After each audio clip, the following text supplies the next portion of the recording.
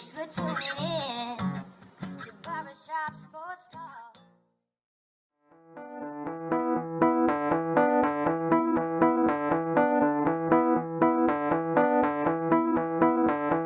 Oh, thank you for tuning into this episode of Barber Shop Sports Talk with me, your host, Daryl D. Lane. As always, whether you are listening via SoundCloud, Stitcher, Apple, iTunes, Spotify, whichever avenue, iHeartRadio, wherever you're listening, I want to thank you for making me and this show part of your day.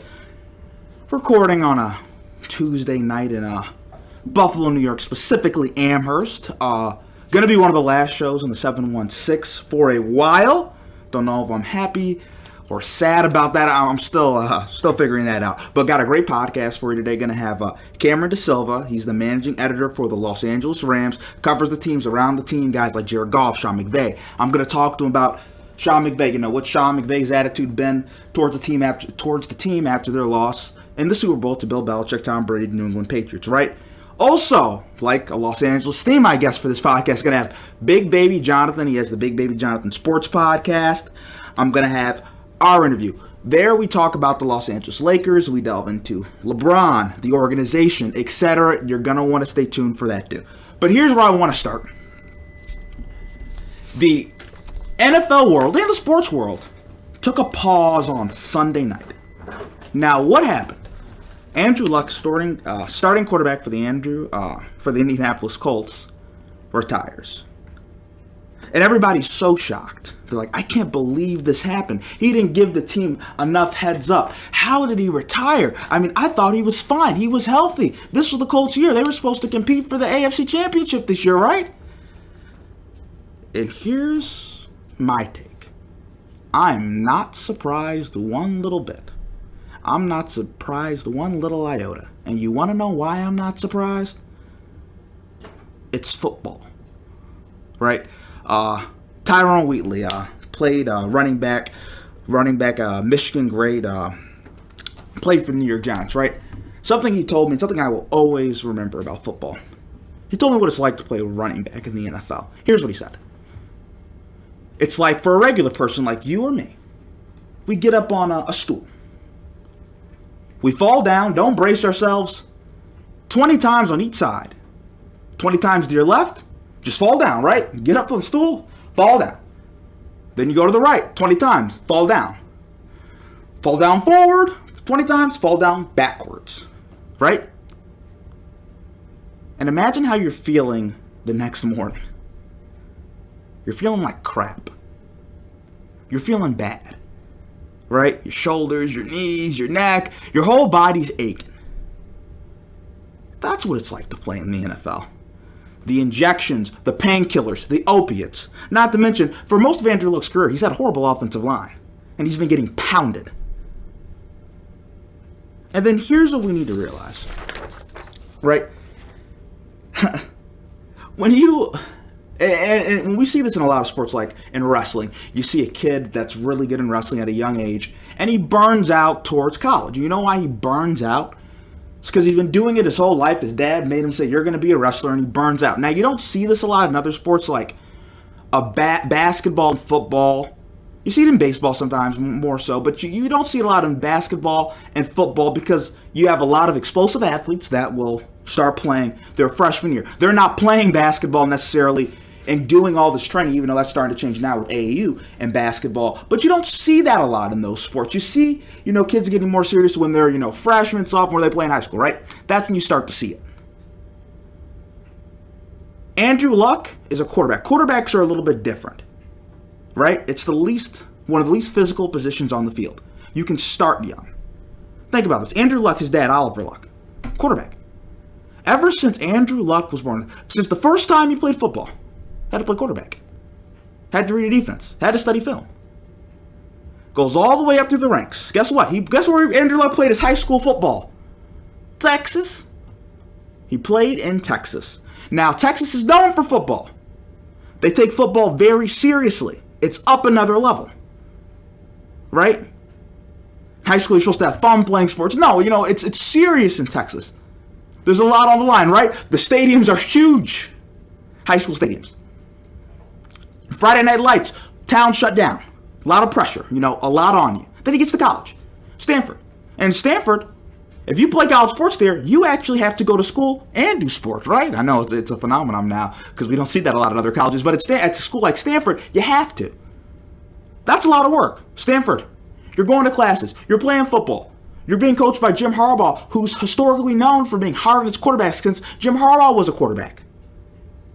Tough coaching, hard practices his whole life. Then he gets to the NFL, plays for the Colts. He has the pressure of replacing Peyton Manning, one of the greatest quarterbacks to ever play. That's a lot. Especially when you have a terrible offensive line, you're getting hit on your every play. You're getting hit, you're getting knocked on your butt. So this doesn't surprise me that Andrew Luck retired. It doesn't surprise me that after he's 29 years of age, about to be 30, he's like, you know what? I'm tired of waking up in the morning and I feel sore and I can't really walk. I don't blame him for being tired. I don't blame him for being tired mentally. All the coaching, all the practices, all the yelling, all the pressure. Andrew Luck has never had a moment in his life to just relax and breathe. There has always been expectations on him. And he's taken a physical punishment. He's taken a physical pounding. And I didn't think he would play again a couple of years ago. I was surprised when he had the great year he did last year. I was surprised. I think what we need to realize, Andrew Luck isn't Tom Brady, right? Tom Brady grew up in California. Things are a lot more laid back and mellow in California than they are in Texas. He's not a Drew Brees, a guy that was 6 foot, a guy that was doubted. Like Tom Brady, I believe Tom Brady didn't start at Michigan. Like just the reps, just the amount of time you have to do something. It gets monotonous. It gets tedious. All Andrew Luck's life, he's 29, about 25 years, been a quarterback. And he doesn't want to be a quarterback anymore. He wants to be a dad. He wants to be a husband. Probably a businessman. He's Stanford. Smart, good-looking guy. He has a lot of avenues that he can do for himself. So I don't blame him. He's made in excess of over $100 million. He doesn't need football. He doesn't. Now, I know what some people might say. Some people might say, oh, Daryl, this is the death of football. One of the best players in the NFL, a star quarterback, a brand name, Andrew Luck. His team, Indianapolis Colts, they're going to compete for the Super Bowl. He's not going to play. This hurts football. Mothers won't let their children play. Mothers won't let little Johnny and little Daryl play, right? And little Devin play. Well, guess what? Here's what I have to say to you. Mom isn't going to let Johnny, Daryl, and Devin play anyway. Especially if that mom lives out in the suburbs. Now, if that mom is in the inner city or she's in the country, right? If she's in those two places, either the country or the inner city, then mom is going to be a lot more likelihood anyway to let their kids play. But if you're talking about in the suburbs, no. That's where basketball's going, right? That's where basketball is going. And that's probably where it hurts football the most. And that's a guy like Andrew Luck, suburban type of guy, that's, where Andrew Luck is, wealth. His dad was a football player in the NFL, went to Stanford. He doesn't need football. Now, other kids that come from disenfranchised backgrounds, they're going to need football, right? So I don't think this means like this is a bad thing for football, but I think this is one important thing we have to remember. And it's something I've always told people this. I'm concerned about concussions. I'll be honest. It's just the daily grind of playing football, right? And take this for a guy. I played football in high school. I go to a college, John Carroll, Division III, but a very storied football program, right? Don Shula went there. Josh McDaniels went there. London Fletcher went there. Know a lot of guys in the football team. They tell me how it's a job.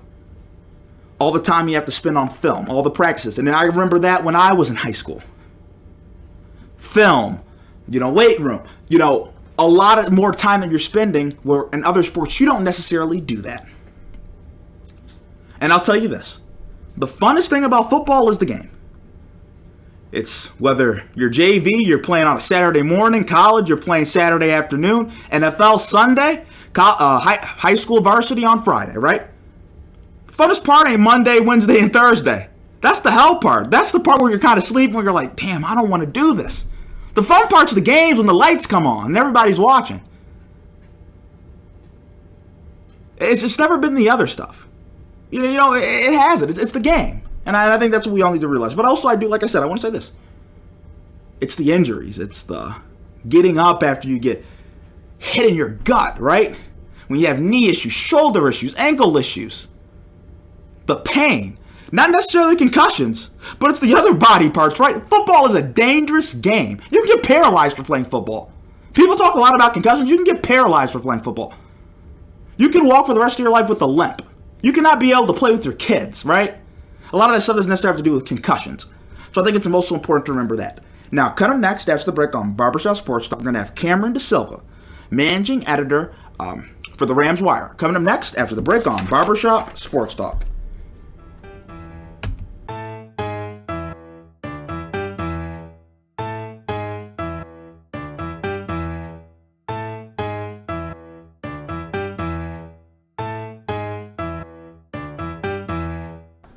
Oh, we're back with Barbershop Sports Talk, and we have a very special guest with us today, Cameron DaSilva. He's the managing editor of the Rams Wire. How you doing, Cameron? Good, man. How are you? I'm doing good. Now, the first thing I do want to ask you about this Rams team is they're coming off a Super Bowl loss. Just describe the mood, the temperament, how the team's looking from Coach Sean McVay to players like Goff, Donald, and Gurley. Yeah, everyone's been really upbeat. They're kind of taking this loss and disappointment from the Super Bowl in stride and using it as a learning experience for them. I think the whole week leading up to the Super Bowl was mostly new to a lot of the players, so they weren't necessarily expecting all of the festivities and everything that came with making the Super Bowl. But now having that under their belt, having a deep playoff run on their resume, I think it's going to help all of them. And Sean McVay has kept his team on track and really kept them focused for the upcoming season. Because, a lot of times when a team loses the Super Bowl, they talk about, when a team wins, there's that Super Bowl hangover. But, sometimes it's also like, what about when they lose? So, the mood has been good, and they know what they have to do to get back. Yeah, yep, for sure. They're really focused on the upcoming season, and they know what they have to do to get back to the big game. They did make some changes on offense and defense, but they're well aware of what it takes to get back to the Super Bowl. Now, where does that come from? Like, who's the leader of the team? Who sets that tone where it's kind of like last year, now we need to get ready for this year? Who sets that tone for the Rams? I honestly think it starts with Sean McVay. He's such an upbeat guy and someone who all the players really look up to as the leader of the team. As far as players go, you do have Aaron Donald, who everyone has really talked highly of since he's been in camp for the first time since 2016. They all love having him at practice, having him on the sideline for preseason games, and he's really pushed the envelope for the players, gotten them in the workroom, and really just motivated them to once again get back to the Super Bowl. So I think kind of it starts with them. Jared Goff is more of a quieter leader. Michael Brockers on the defensive side. You also have Clay Matthews and Eric Weddle, who also came from the tier, so they're also acting as leaders for the defense. Now, talk about Sean McVay, because, and he mentioned this kind of, after that loss, he had to do some self-reflecting. Just talk about that. Yeah, he's always quick to blame himself for any letdown that the Rams have. In the Super Bowl, it did. I mean, he's the head coach of the team, and he is the offensive play caller, and he comes up with the game plan. And on that Sunday, the game plan wasn't good enough. He said recently that really, because as soon as McVay's the coach, right, the offense gets rolling with Jared Goff. Even a couple years ago when he was a first-year head coach, he's kind of hasn't had to adjust his offense because he's never ran into a guy that's like a defensive mastermind like people consider Bill Belichick, and it's kind of like a shock when you see, I've been doing something, I've been calling these plays, and I've been doing it. It's like our best is beating everybody else's best, and it comes up like our best isn't enough. Can you also talk about just how humbling that is for a guy like him?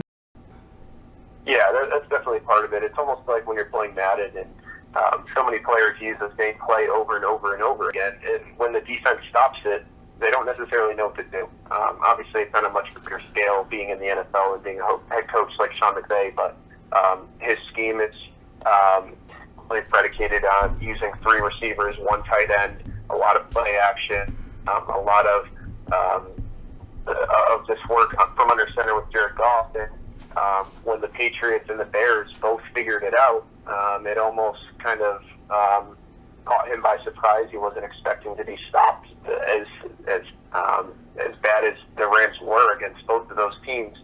So it does take a new kind of adjustment period for him, and reflecting on what went right in those games, what didn't work well, and how he can make the Rams better in 2019. Now, when you talk about McVay, I think of like offensive mastermind. That when everybody says McVay, that's what they talk about. They talk about now because of the McVay hiring. Teams like the Bengals, they're trying to hire these new hotshot offensive coordinators. Like a lot of this is because of Sean McVay. What makes Sean McVay such a good offensive mind? It's difficult to really pin it on one thing, but just the job he's done with the Rams. Like I mentioned, all of the play action that the Rams do run, all of the misdirection with players coming across the formation before the snap, and these fake handoffs, and these crossing routes that really confuse the defense and give Jared Goff a lot of easy throws. That's part of what makes him so good. His game planning is almost always on point. He knows how to take advantage of these defenses that he's facing and exploit their weaknesses. That was obviously not the case for the Bears and the Patriots, but just the job that he does with calling plays, this up-tempo offense, and maximizing the skill sets of the players that he does have, the speed of Brandon Cooks, Todd Gurley being such a good receiver, Cooper Kupp as that underneath guy where he can almost be that security blanket for Jared Goff. It's about maximizing the talent that he does have with the Rams. Now, I want to talk about Jared Goff for a minute. Right, we have Dak Prescott, who everybody's talking about his contract extension right now. Carson Wentz just got his contract extension, but Jared Goff was the number one pick in the draft. When do you think that deal will get done? Are the Rams talking to him, and it just hasn't been talked about as much as Dak and Carson? Like, what's going on with that? Yeah, the Rams have said all along that they're probably going to put it off a year. They're not going to sign him before this upcoming season. They're going to wait until next year. It's going to be the final year of his contract, and they're going to wait a year to get that deal done. They've said they're not influenced by the fact that Carson Wentz signed his deal. They're not going to be influenced by what Dak Prescott does. Really, they're just going at their own pace with this, and truthfully, it could cost them a lot of money because if Dak Prescott does go out and sign a deal for, say, $35 million a year, it kind of sets the bar for Jared Goff. And being a number one overall pick, someone who's been to 2 Pro Bowls, he's reached a Super Bowl. It's difficult to see how he could possibly come under Prescott with the new contract. So whatever Prescott gets, Goff is going to at least one-up that, I think, as long as he plays well this season. But there's really been no talk from either side, and every time he's asked about it, he says there's no update. So it doesn't sound like there's really any progress, and they're both just waiting until next off season. Do you think there's ever been the sense about Jared Goff, and I wonder this as a guy that's around the Rams, that do you think that some people think that he's more of a product of Sean McVay than the other way around, and that could potentially be an issue in terms of how much they end up paying him? Yeah, that gets thrown around a lot. Just the fact of him being a system quarterback and being a product of McVay's system, and both he and Sean McVay deny that that's the fact, and I don't really think that's accurate, to be honest.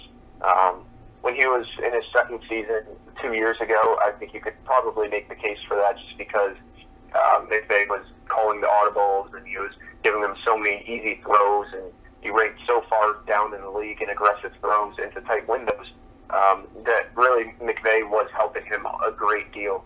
But this past season, Goff was making throws that you don't see every quarterback make. He looked really comfortable and strong in the pocket, and really aside from a few games where he struggled, he looked like one of the better quarterbacks in the league. So I don't think it's necessarily fair to say he's a system quarterback. There's no question that McVay's scheme definitely helps him, but that's not necessarily his fault. So there's not much he can do in that regard, and until really he either wins a Super Bowl or breaks away from McVay, you're probably going to hear whispers about him being a system quarterback. Now, Aaron Donald just voted #1 player in the NFL. Just talk about the impact he gives to the Rams and how they feel about him. Yeah, he's so important to what they do. Even with him last season, they ranked last in rushing yards allowed per carry. But it's kind of scary to think where they would rank without him on the defense. They were up there in sacks, kind of in the, I think probably in the top 15.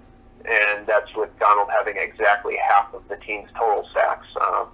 So he's such a big part of the defense, and the numbers that he puts up are truly astronomical and something that we almost never see from a defensive tackle. So it's difficult to put a value on what he's worth to the Rams because he just causes so much chaos up front for opposing offensive lines, and he does so many things well for the Rams that it's really difficult exactly how valuable he is, but he's truly one of the best defensive players in the league right now. Now, what's the feeling of the Rams? Like, if you ask Sean McVay, would Sean McVay say he's the best player on our team? Yeah, I think so. Yep. He was asked about Donald being voted the #1 player in the league, and he 100% agreed with that and said, I'm glad he's on our team. So he has no objections to that ranking. Now, here's my question. I want your opinion on this, because when he was voted the #1 player in the NFL, I think you heard certain people out in the media, they kind of criticize it because there's lots of people, like even like a Skip Bayless, for example. They always say, like, the quarterback should be ahead. Like, Skip Bayless made the argument, believe it or not, that Dak Prescott should be ahead of Aaron Donald, which I think is crazy, but that's his opinion. But Aaron Donald, you just described like what Aaron Donald does for a defense in terms of like drawing double teams, drawing triple teams. Maybe he doesn't get the sack, but he allows a guy like Dante Fowler to get the sack. Can you just talk about how he impacts a game? Yeah, that's exactly it. He draws so much attention on the defensive line where opponents are double and triple teaming him to the point where everyone on the defensive line is getting one-on-one matchups, and it's just a matter of them beating their mid. Last season, that didn't happen very often, and it really showed in their total sack numbers. But this season, they're hoping that Dante Fowler can take a step forward. Clay Matthews being there is hopefully going to help. And having a big guy in the middle like Sebastian Joseph-Day or Greg Gaines to maybe take a little bit of pressure off of Donald, that's kind of the hope that the Rams have right now. But, you just listen to what other players say about Donald, and there's really no comparison. He can beat you with his power. He can beat you with his speed. He can stop the run. He can rush the passer. No matter what you ask this guy to do, I'm convinced he could play inside linebacker if you needed him to. He can pretty much do anything up front for the defense. Now, a guy that the Rams have had, they just got Eric Weddle. I believe he has communication. He has the mic now. He's the only defensive player that's allowed to have get defensive signals for the coach. Just talk about how much of an impact he's made with the Rams so far. Yeah, I'm not sure if the Rams decided on him wearing it or whether it's going to be Corey Littleton. But Eric Weddle is definitely in the mix to be the defensive signal caller.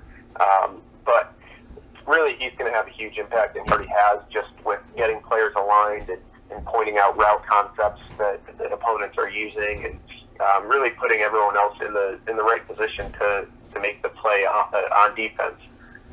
He obviously has lost a step from his younger days, and he's not the rangy ball hawk that he maybe once was.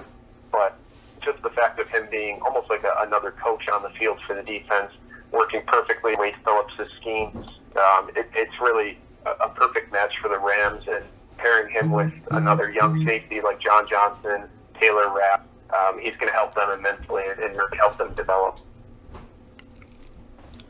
Now, talk about Todd Gurley, because there was a lot of talk that the Rams, they were a little concerned about his knee. He kind of wasn't the same like in the playoffs. He started losing rushing carries. He didn't get the ball as much. How is Todd Gurley's health? Yeah, that's a good question that I don't really have the answer to. What I can tell you is that he hasn't practiced on consecutive days at all this year. He sat out all of OTAs and minicamp. Really, his workload has been limited in a big way this offseason. As the Rams kind of just try to keep him healthy for the upcoming season and maximize his impact on offense.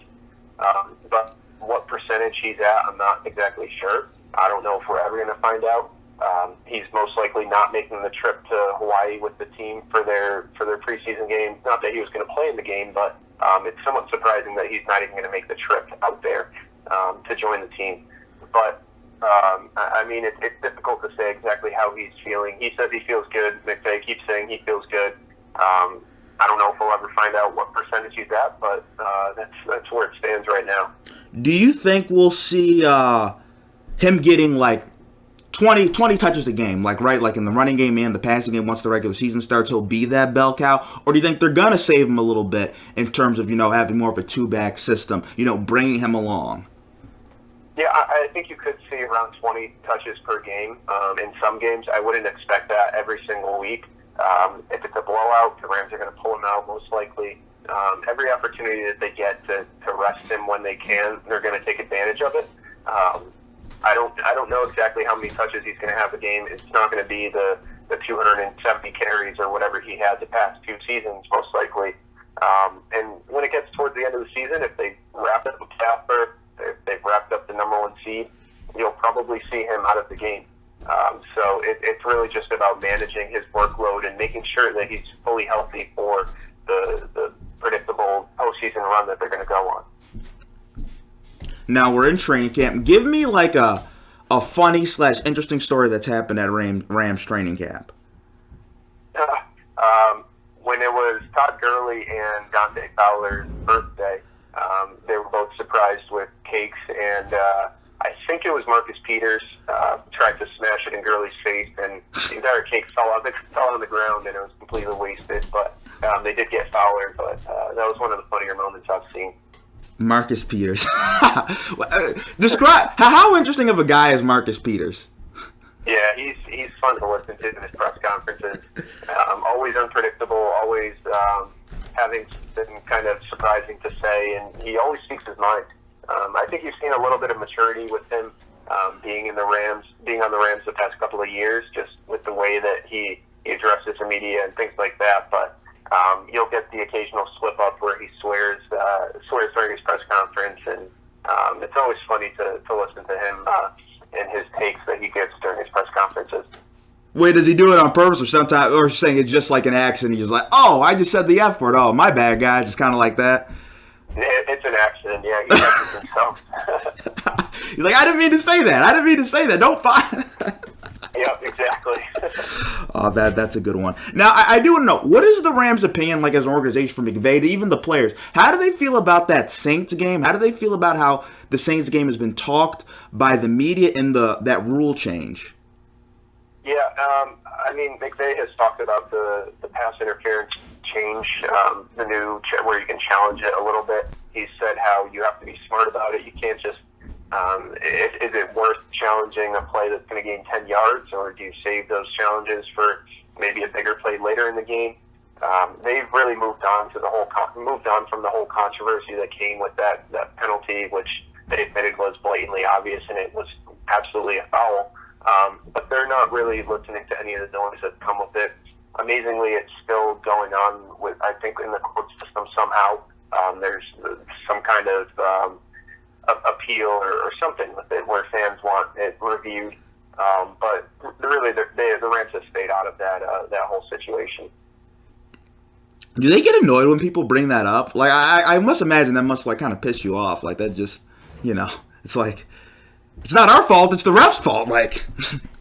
Yeah, I think initially they were kind of tired of hearing about it when in the lead up to the Super Bowl, when everyone was asking about whether they deserved to be there and how the call was made and things like that. But no one's really focused on that now with the Rams. I don't think they're really getting asked about that anymore. But initially, I definitely think it was kind of a nuisance for them. Okay, now, Sean McVay's, I want to know this about Sean McVay. Like, how's his personality? Is he more like a Belichick, or is he more like, like a younger guy like he is? He's more exuberant, like, talk to the play. You know what I mean? Yep. He's definitely more exuberant and talkative. His press conferences his answers are pretty lengthy, not to the extent that Belichick is, where he'll have a 30,000 word answer about a punter, but he goes pretty far into depth about plays, and he's always open with the media, and and gives good responses. He's not Belichick where he gives one-word answers and kind of brushes questions off. He does his best to answer questions when he can. And I do want to know this, Jared Goff. How do you think he feels about how he's talked about? Because I think Jared Goff is actually one of the kind of more underrated quarterbacks in the NFL. Like, it's funny when you talk about compare him to Wentz and Dak. I don't necessarily think he's had the peak of play that Carson Wentz has had when he was going to be the MVP that year before he got hurt. But he wins more than a guy like Dak Prescott, who we all talk about how much of a winner Dak Prescott is. He's kind of like the best version of both, if you want to be honest. And he puts up MVP caliber numbers, especially at one point during this past season. How do you think he feels in terms of how he's talked about in comparison to those two guys? Because I think those guys get talked about way more than Jared Goff does. Yeah, they do, which is kind of surprising because the Rams are in LA and it's such a big market, but obviously Dallas and Philly are too.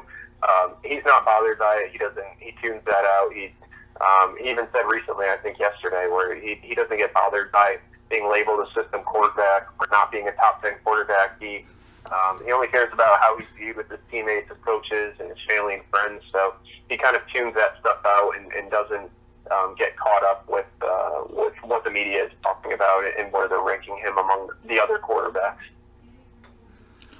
Okay, Cameron, I want to thank you for coming on the show. I appreciate it. Thanks, man. I appreciate you having me on. It was a good chat. Now, coming next, after the break on Barber Shop Sports Talk, we're going to have Big Baby Jonathan, host of the Bigbabyjonathan Sports Podcast. Cut her next after the break on Barber Shop Sports Talk.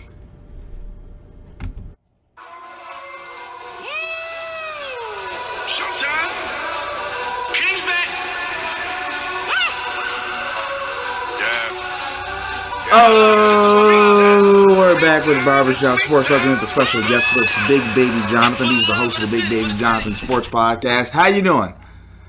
I'm doing great, Daryl. Thanks for having me on. Appreciate it. And tell us, where can we find your podcast? On Apple Podcasts, Spotify, Google Play, and much more. Google Play, Google Play, and Reddit. And Reddit, okay. Now, you're a big Lakers fan, so that's where we're going to start. The Lakers, they just got Anthony Davis. They have Anthony Davis, LeBron James teaming up.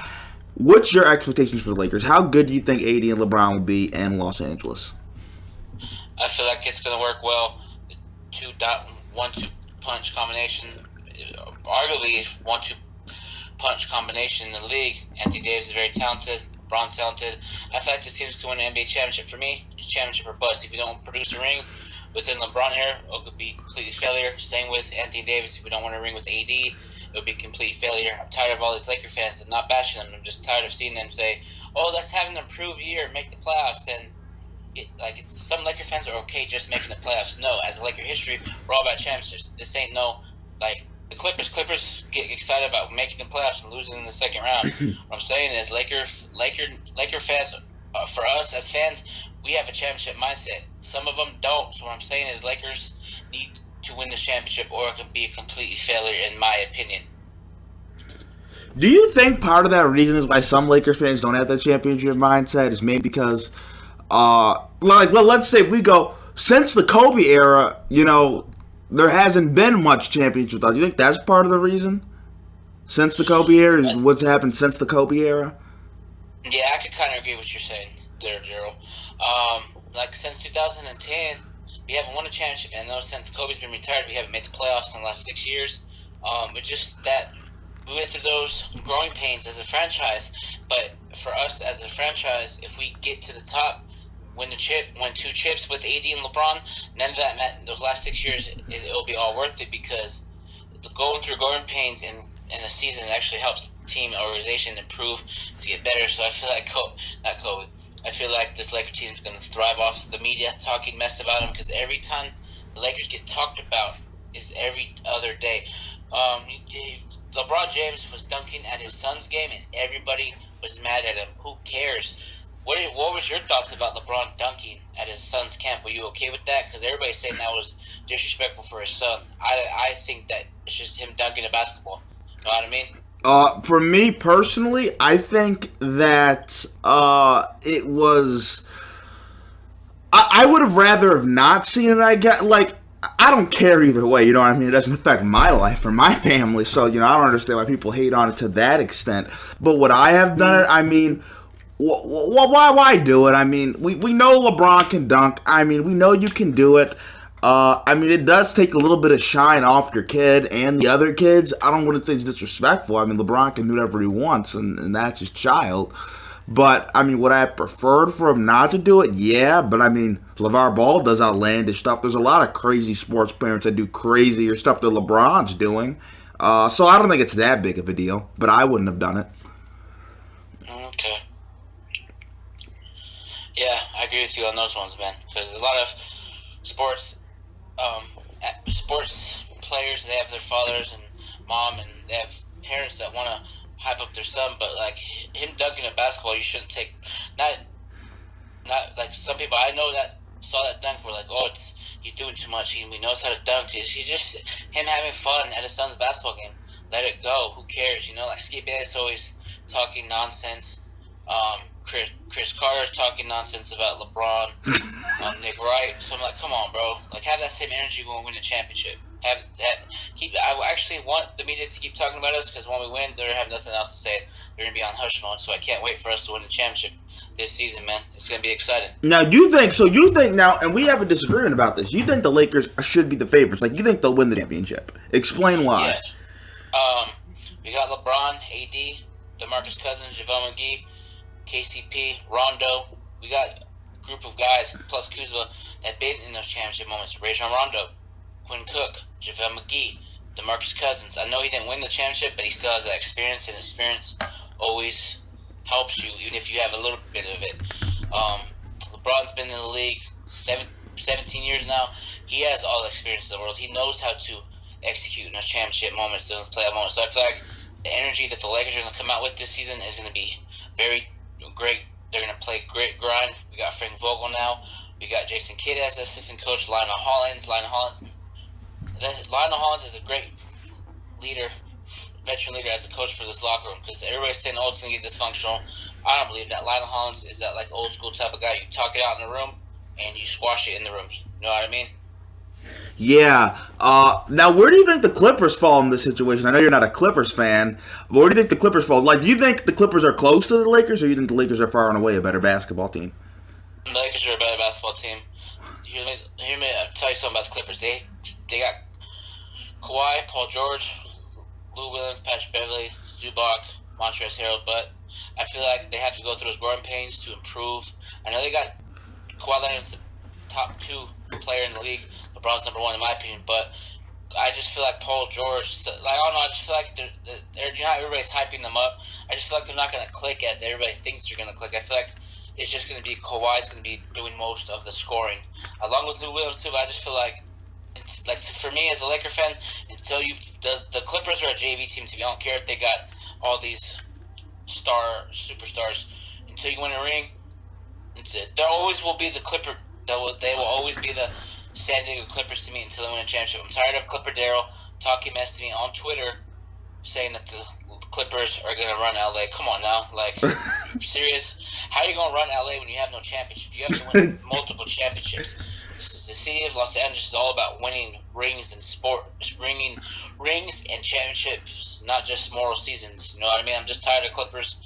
We play them opening night, and I can't wait to whoop them tremendously. I know Paul George is still injured his shoulder, so he'll be out a couple games. I think the first 13 games of the season, I believe.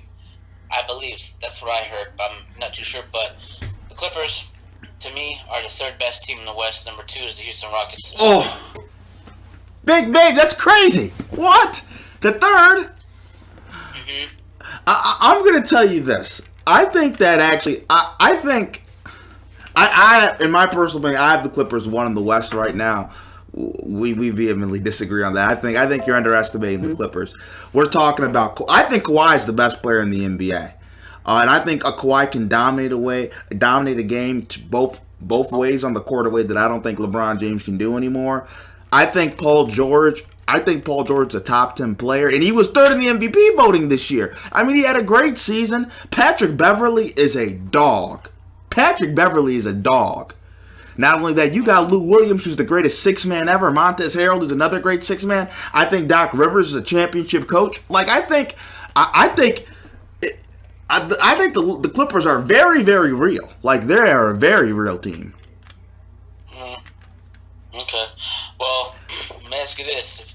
If there's a Lakers, Clippers, West Conference Finals, who's going to guard AD? They're probably going to have to double him. If they double him, then Kuzma could cut to the lane. Danny Green will be open for a three. So I'm saying is, I feel like AD and LeBron, with the shooters that we have, and if AD can play like he's been doing in New Orleans and translate it to LA, with LeBron, and then if we get Boogie Cousins to average at least 15 or 16 points a game, if we get a snip of Cousins doing the same thing he did in New Orleans with Anthony Davis, we'll be unbeatable.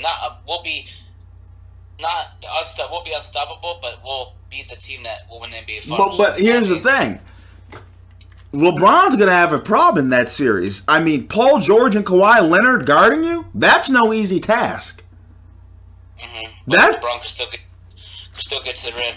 Easy, get a foul, layup, dunk. On Kawhi, I mean, Kawhi's business, man. Kawhi's business on defense. Yeah, I saw Kawhi. I saw Giannis tear up the Raptors the first two games, and then they're like, "Okay, Kawhi, you take him out," and Kawhi's like, "Okay, I got you." And then Giannis was out the series. I mean, I'm just saying, I saw a young Kawhi, not in his prime, check peak prime Miami LeBron and give prime Miami LeBron trouble. So yeah, I agree.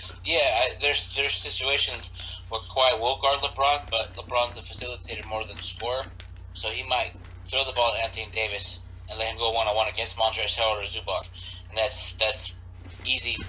Like Shaq says, barbecue chicken in the paint. Easy, you know what I mean? That is true. Now, what about the Colts? Everybody's sleeping on this Laker team. Like I talked to a lot of NBA fans who are saying, "Oh, what about the Clippers?" We have Anthony Davis and LeBron James. If you don't think that could win an NBA championship, something is wrong with you as an NBA fan. Like I talked to an NBA fan today. He's saying that we won't even make the playoffs with this team. That's asinine. Don't listen to those people. They don't know anything about basketball. Yeah. That's crazy. I think the West in general is going to be tough. Yeah, it is. Like, I mean, we look at Lakers, Clippers, Rockets, Warriors, Jazz, the Nuggets, the Trailblazers. There's the Mavericks, the Pelicans, the Kings. Like, we're going to 10, 11, the Timberwolves. Like, there's 10, 11 teams that are all going to be star-studded. And the Spurs, too. Yeah, and the Spurs with Gary Popovich, they win 50-something games every year no matter whether Tim Duncan's gone or Kawhi's gone. So they're going to make the playoffs. Like it's going to be a tough matchup. So here's what I would say. I know everybody right now, they're talking about the potential of this Western Conference Finals, Clippers, Lakers. But here's my question to you. Is there a chance that a team could just blow this whole thing up that we're not talking about? Yeah. Like, maybe the Lakers or the Clippers don't get there. Maybe at the end of the day, we're looking at a Utah Jazz, Denver Nuggets Western Conference Finals. Like, that could happen. Or Houston Rockets, because Houston Rockets is a talented team. I know a lot of people that I talk to don't like Harden because he doesn't know how to. He's like everybody says about, but if you can get Westbrook and Harden clicking with the role players, Eric Gordon, PJ Tucker, you still got Capella. They re-signed Gerald Green. And that team is very talented. Don't sleep on Houston. They have a talented team. They just got Westbrook for Chris Paul. That's crazy that Westbrook's not on the Thunder anymore. You know what I mean? So I feel like Houston's a sleeper. How do you think? I do want to know this with you. So do you think? How do you think Houston would do against LA in a series? Ooh. Because in my personal opinion, I think that the Lakers, I think they can match up with the Clippers, but I think that the Rockets are a tough matchup for the Lakers, especially if they're running this lineup with LeBron at point guard. Like, you don't want LeBron checking James Harden or Russell Westbrook in a 7-game series. I think LeBron would, if LeBron was point guard and if LeBron probably going to play point, but I feel like if LeBron was playing point in that series against the Rockets, he'll be more of a facilitator in the first half, and the second half he'll take over, but he'll be more of a facilitator. But James Harden is a talented player. That's what very, very talented. But there's situations where he takes ill-advised shots, like against the Golden State Warriors. He shot a shot, hit side of the backboard, and then didn't run back and get on defense. And Chris Paul told him, get out of the way, stand in the corner, or come set the screen. He didn't do it. So I'm saying that sometimes James Harden doesn't play to his full potential. And Russell Westbrook is very talented, but if he gets that consistent jump shot, man, he needs to work on that jump shot, man. A big Westbrook fan. I like his game, but I just feel like he needs to work on his jump shot to improve as a player. Now, Chris Broussard, how do you feel about Chris Broussard? Because I know you just criticized Skip Bayless, Chris Carter, and like everybody from FS1 kind of. You just said everybody from FS1. But a guy in Chris Broussard, you probably know, right? He made the statement that the Warriors, the old Warriors with Kevin Durant, Klay Thompson, Steph Curry, that Warriors, he said they're the closest thing to the Lakers because I believe they generate more money than the Lakers actually right now. He said they are the Lakers. Do you agree with that type of statement? Are you talking about this year's Lakers or the 2001 Lakers? He's talking about the Lakers. He's like, they have been the Lakers of the NBA the last couple of years. Like, if you didn't know about the Lakers' history, you'd say the Warriors are the Lakers. Yeah, I could kind of agree with what you're saying there, but no, they'll never be Lakers. Lakers are Lakers. Lakers are biggest franchise in the NBA, but I don't like the other team over there in the East. Don't like the Boston Celtics. We're trying to catch them up, but for me, I feel like the Lakers are America's team. Everybody talks about them. Everywhere you go, ESPN finds something to talk about, either LeBron or Lakers. If they don't talk about them on First Take or Undisputed, they lose ratings, because I know the Lakers weren't in the media for a couple weeks. The level of competition of talking was down. So I feel like Lakers are America's team, in my opinion. How do you think the Warriors would do against the Kobe Shaq Lakers? That Warrior team would get demolished. Let me rephrase it. Depends what era we're playing in. This era, Lakers would get whooped because they would call every little foul on. Like, if Kobe's playing tough defense, call foul. If Shaq's playing great defense, call foul. Like I always say, if the refs are so bad in today's era, if you have bad breath, you'll get called for a technical. But back in that Laker era in 2001, Lakers would dominate that easy. Who would guard Shaq in the post? Draymond Green? No. Zaza Pachulia? No. JaVale McGee? No. We would dominate them. I just feel like we can't compare that because everybody's going to say, look at this era, look at that era. Know what I mean? I think they try to put Kevin Durant on Shaq. Shaq would average, if Shaq was in today's NBA, Daryl, Shaq would average 40. That's how I'm not playing around. Shaq would literally average 40 points because he was so dominant. 40 and 20. Yes, easy, because he was throw the ball to him, spin, dribble, dunk. If you're in his way, he'll dunk on you. He dunked on like 3 people before. He's not scared of, like, some of these centers don't like to dunk anymore. They got 2 threes, and Shaq would just throw the ball in the post, get out the way. If you're in the way, you'll get dunked on. And that Kobe era with that 2001 Lakers, that team was great at overcoming adversity. You know what I mean? They were great at overcoming adversity. When they had a challenge ahead of them, they knocked it out. They executed well and won championships. That's why I think that you can't really compare. But if it was in this era, Warriors would beat us because a lot of run and gun. In that era that the Lakers had, we slow the ball down, throw it in the post, and let Shaq go to work. Now, you think Shaq's not Shaq, Kobe. We talked about this a little bit off air. You think Kobe's a top 3 player of all time, and I believe you think he's second to Mike. Like, because you said in this order, and tell me if I'm wrong. You said Michael Jordan, Kobe Bryant, then LeBron James. Explain that order. First, Michael Jordan is up there. Actually, he is the greatest player of all time. Love his game. Didn't really watch him live. All I saw is YouTube highlights because I was born in 1993, so I really get a chance to watch him. But I saw his highlights, man. Love his passion for the game. He's a winner. He's like a dog, tenacity, hustle, great grind. Throw the ball to him in the post, he'll shoot a fade on you, and when you talk mess to him, he'll make you pay. Love his game. Same with Kobe, like Kobe Bryant and Michael Jordan. They have if you go on YouTube, put Kobe Bryant versus Michael Jordan, there's a video of them doing the exact same moves with each other, like them doing the exact same moves. So I feel like Kobe is closest to Michael Jordan. And LeBron's up there, 2 at third. One of the greatest players of all time. He does have on his record down 3-1, came back down from 3-1 and won the chip. But I know people are gonna say 3-6 in the finals.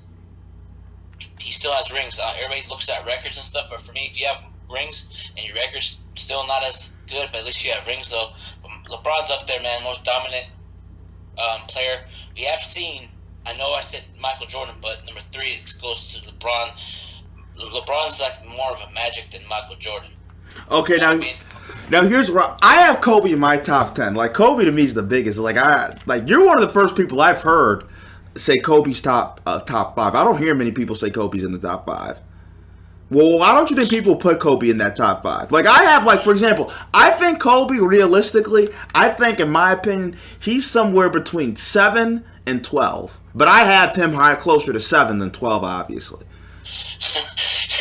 7 and 12. Yes. Wow, that's not that. That's Well, because here's what I have to pull Stephen A. Smith. You should stay off the weed. No, because here's what I have. Like, I have Michael. I have LeBron. I have Kareem. I have Magic. I have Bill Russell. Will Chamberlain. And I haven't even gotten to Larry Bird yet. Nah, I have to disagree with your list, but that's your opinion. Come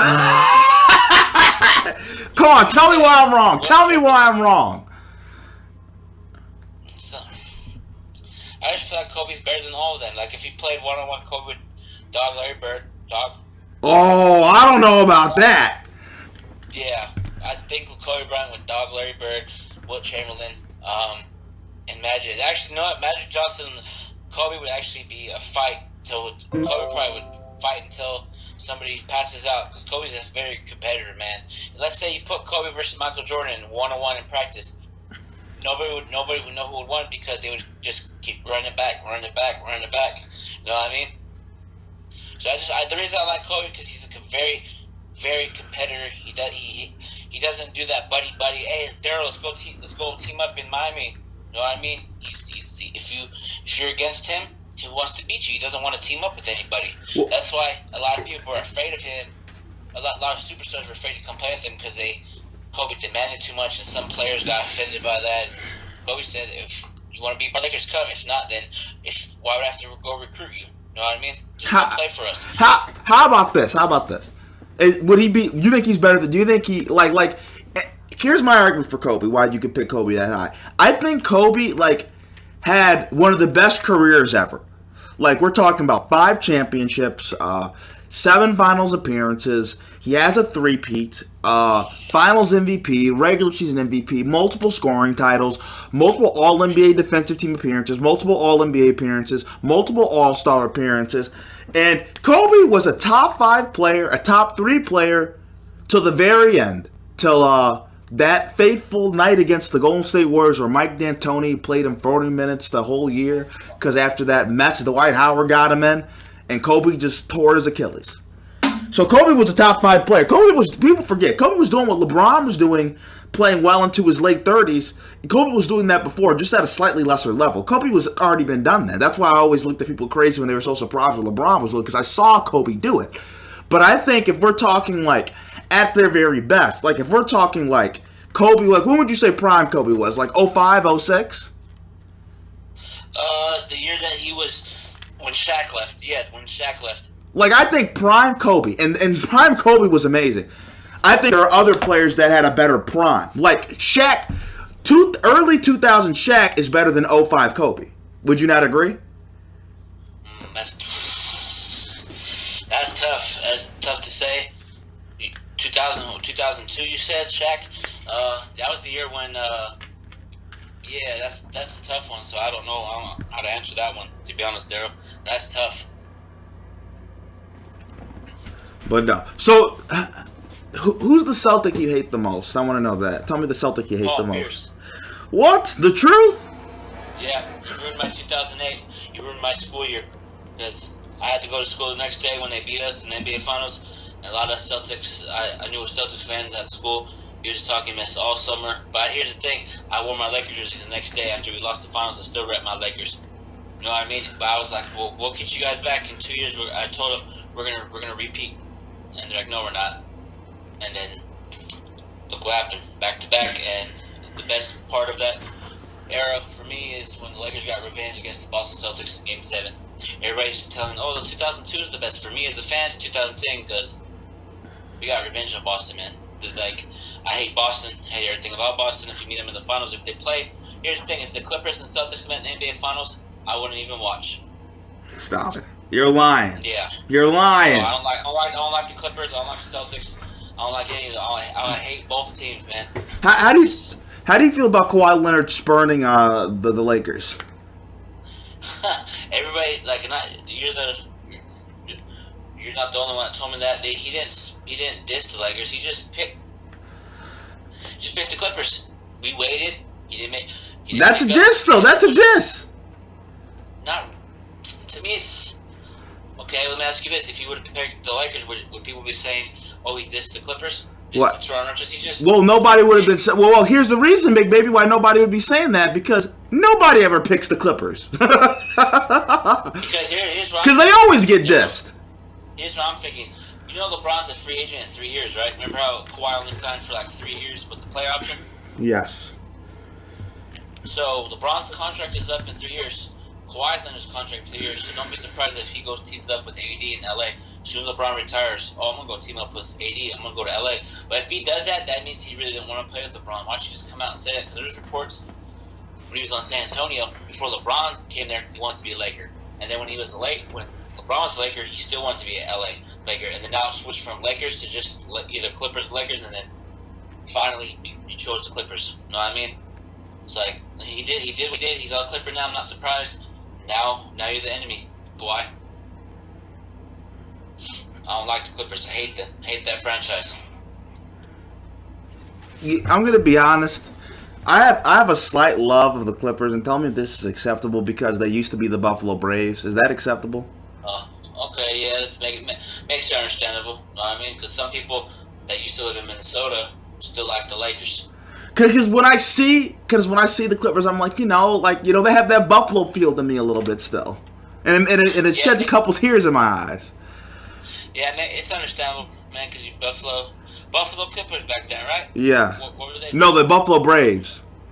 Okay, makes sense. Yeah, but if Steve Ballmer, if you were Steve Ballmer and you had the opportunity to take him back to Buffalo, or actually as a fan, if you could bring him back to Buffalo, would you bring him back to Buffalo? Yes. Lord have mercy. Kawhi Leonard in Buffalo? That's the perfect place. There's no media in Buffalo. Kawhi, make it happen. Steve Ballmer, make it happen. Hey, Steve Ballmer, take the Clippers back to Buffalo. Go ahead, do your thing, Clipper Joe. Hey, I'll tell you this. The Clippers have a better chance of running Buffalo than LA. Hey, yeah, if they go back to San Diego, they can run San Diego. If they go to Seattle, they can run Seattle. I know we're talking about the San Diego Clippers. They're not gonna. To me, they're great. They're a talented team, but I know they're not the same old Clippers. Like the Laughing Stock, they're a team that the Lakers need to watch out for. But I just feel like it's not more Dad, Chris Paul, Blake Griffin, Lob City. They still have Doc Rivers. It's just everybody's saying it's a different culture. It's the same repeated recycle for that Clippers team. They're just not going to do well. I know they got Kawhi, but I just feel like they're not going to get it done. I just feel like they're going to run into like a Houston or a Utah. Man, I'm surprised. I didn't know there was that much hate for the Clippers. Nah, it's just that Clipper Daryl, the big time Clipper fan. He's always talking mess about the Lakers. So I really hate the Clippers because of Clipper Daryl. He's always talking mess. What's the craziest thing a Clippers fan ever told you? What's the craziest thing a Clippers fan ever told you that you were like, man, get the hell out of here? What's the craziest thing? That we won't win a championship with LeBron in LA. And I just said you're blasphemous. You should be banned from talking sports. Like LeBron and AD on the same team. People don't understand LeBron and AD on the same team. You know how dominant AD is. If you throw the ball in the post, he's just dominant. Like to me, he's not a center. In my opinion, he can play center, but he's more of a power forward. In my opinion. Well, now what's the craziest thing a Boston Celtics fan has ever said to you? Nothing, because when Celtics fans follow me on Twitter, I just block them. So you got more hate for the Celtics than the Clippers. Yes, I do. I hate the Celtics with a passion. But here's the thing, though. People think I'm crazy. Everybody says, how come you don't hate the Patriots? No, I don't hate the Patriots because of all their bossing. Okay? I respect the Patriots because Tom Brady is a great quarterback. Love his game. I have respect for Tom Brady as a player and as a human being. He's great at what he does, and shout out to Tom Brady. Big Baby, I want to thank you for coming on the show. I appreciate it. Thank you, Daryl, for having me on, man. Appreciate it.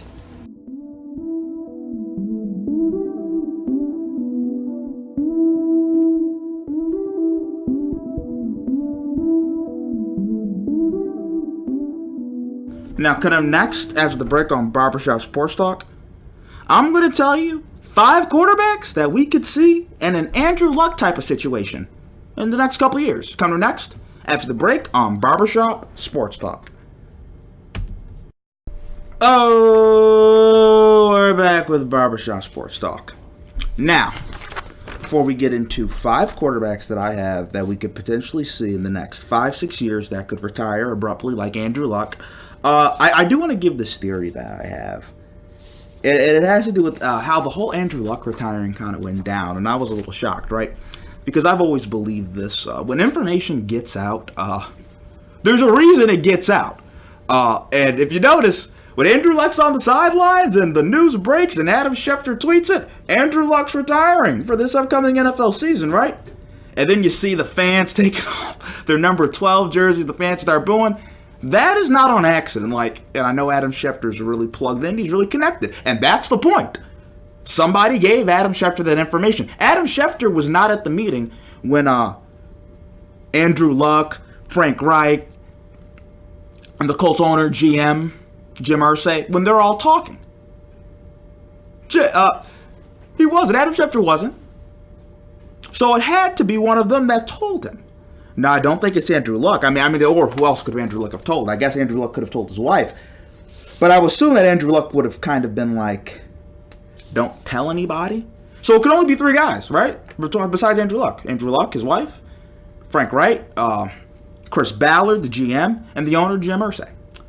Now, I think this could potentially be Jim Irsay. And now, here's the reason why I think this is Jim Irsay. And I think he kind of did this out of spite. Because, you notice, right? Jim Irsay kind of banked his reputation and a lot of credibility that he had. He got rid of Peyton Manning, the sheriff. Most popular Indianapolis athlete of all time, right? They call Lucas Oil Stadium the house that Peyton built. He gets rid of him, and they get Andrew Luck, right? And the argument was always, even though Peyton Manning won an MVP, got second place in another MVP, went to Super Bowl and won a Super Bowl, right?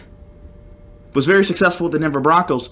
The thought always was 5 years of Peyton or 20 years of Andrew Luck.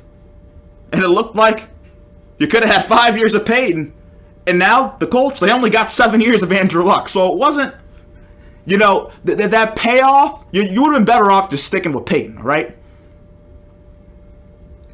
So I think Jim Irsay, he's probably a little, pissed. I mean, he foots the bill for all the rehab that Andrew Luck's getting, all the ice baths, and he's invested a lot, right? He pays a lot of money, wants to see his team win, right? Wants to win a championship without Peyton Manning. He wants to validate that decision. So I think it was Jim Irsay that kind of floated that information to Adam Schefter, and then Adam Schefter dropped that bomb. Because the press conference was supposed to happen on Sunday. The game's played on Saturday, and it happens during the game, right? Somebody slipped. Somebody spilled the beans, and Andrew Luck had to come and inconvenience them, right? Got booed in front of the fans. Everybody's looking at him like, what the F, right? And he has to do an impromptu press conference, and it really kind of emotional it got, because he wasn't expected to do it. He was expected to do it the next day. So it's just a little interesting theory that I had that Jim Irsay did it. A little bit of a backstabbing, spiteful way. I mean, he's the owner, so I guess he can do whatever he wants. But that's just my little theory.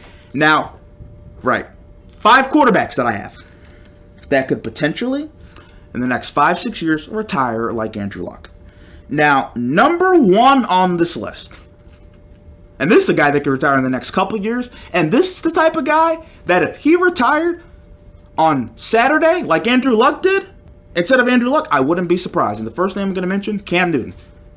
Cam Newton, kind of physically built like Andrew Luck. both 6'6", 250 physical guys that take a lot of physical punishment. I mean, guys that have gotten hit the most in the NFL the last 6 years, Andrew Luck, Cam Newton. I mean, are there any other names that come to mind of quarterbacks that have taken more punishment than those two guys? So, if we already know, Cam Newton got hurt last preseason game. Cam Newton, he hurt his shoulder at the end of last season. So, if Cam Newton was a guy kind of similar to Andrew Luck, his dad played in the NFL, he's made a lot of money, he's won an MVP, he's been to Super Bowl, he's accomplished more than Andrew Luck is, Cam Newton could just be like, I got better things to do in my life. I could retire. So Cam Newton's one. Number 2, Carson Wentz. Another guy. Injury after injury. He had a back injury. He's had a knee injury. He's had a bunch of little injuries. Caused him to miss ACL. Caused him to miss the Philadelphia Eagles Super Bowl run. Last year couldn't finish out the season. Nick Foles had to come into action again. Carson Wentz is a guy that if he keeps getting hurt, I could see him calling it quits. Number 3 on my list. Derek Carr. Similar to Andrew Luck, Cam Newton, he's a guy that's taken some physical punishment. He's also a guy that has options, right? His brother David played in the NFL, was a number 1 overall pick. Wealth isn't necessarily an issue. He's had success. He's gotten a big contract, right? He's kind of in the Andrew Luck scenario. Been a quarterback his whole life. All those reps. Everybody's proclaimed him to do this. I could see him a guy that's had a little burnout and been like, you know what, I have a wife, kids, family. I don't want football anymore. Number 4, Kyler Murray. You see a theme here with all these guys too? Comes from a little bit of affluence. Has options. Kyler Murray can go to the Oakland A's and play baseball. Kyler Murray is also smallest. The Arizona Cardinals have an awful offensive line. 3-4 years, if this thing doesn't get rolling with Kyler Murray, Cliff Kingsbury, I could see Kyler Murray being like, hey, I have all this potential in baseball. Why not leave the NFL and play baseball? I could see Kyler Murray doing it. And number 5, and my last quarterback on the list, Josh Rosen. Now, here's Josh Rosen. Josh Rosen, and the knock on Josh Rosen has been that he has other options besides football. For God's sake, the guy was a tennis prodigy. His dad worked in Obama's cabinet. Josh Rosen comes from a lot of family wealth, a lot of affluence, has a lot of options, is a really interesting guy, has a lot of opinions, right, politically and socially. So I could see him just being like, you know what, football's not for me. It didn't work out in Arizona, it didn't work out in Miami. If that's what happens, right, with the Miami Dolphins, I could see him being a guy that calls it quits. So those are my 5 names. Carson Wentz, Cam Newton, Kyler Murray, Josh Rosen, and Derek Carr. Something they all have in common. All of them were kind of prodigies, right? Everybody talked about how great Josh Rosen was supposed to be as a quarterback, how he touted. Derek Carr, Kyler Murray, Carson Wentz, Andrew Luck, all number 1 picks. All this pressure on them, guys that have taken pounding, have had bad offensive lines, have had rough breaks, but will also have the opportunity to make money and have other opportunities. Right? So those are 5 names to watch out for next couple of years. Just see if any sudden more quarterback retirements. I guarantee you'll be one of those 5 names. Now I want to thank everybody for listening to this episode of Barber Shop Sports Talk. Next episode, what I'm planning on doing, don't want to give too much away, but it's going to be a college football preview. I'm going to have Ben Karen, host of the Sports Squabbler podcast, so you're going to want to stay tuned. Listen out for that. I'll try to get that out in the next couple days. Probably we'll record that on Wednesday or Thursday, get it out to you on Friday. Been really busy, have a lot of stuff going on, but that's the plan, and thank you for tuning into this episode of Barber Shop Sports Talk.